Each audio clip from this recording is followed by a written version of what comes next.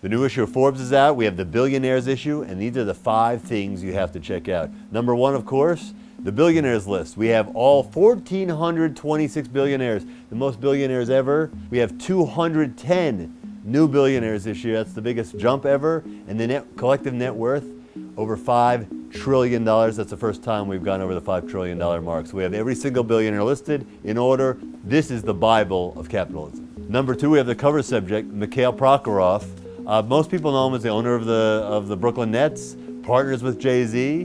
But what's really interesting, this is somebody worth about $13 billion, is that he's not interested in business anymore. He's not even interested in sports. It's more like a hobby for him. He's interested in politics, and he is making plans to succeed Vladimir Putin as president of Russia. Number 3, we've got a really in-depth story from Kerry Dolan about a very interesting billionaire, Prince Alwaleed, who is always one of the top 50 billionaires in the world.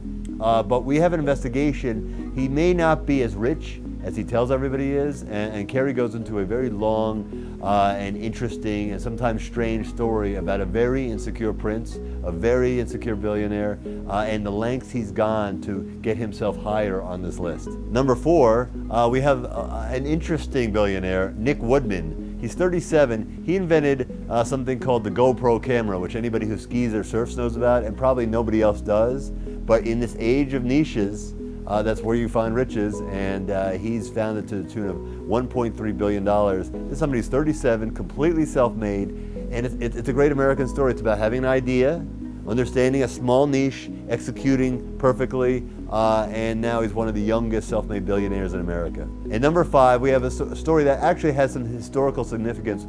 Phan Net Vong is our first Vietnamese billionaire. He joins the list this year, and in some ways it's a true milestone, because think about the history of that country and our country, and even think about the Vietnam War and what it was fought about, communism versus capitalism. I mean, the history books will show, 1975, fall of Saigon, that communism won the battle, so to speak.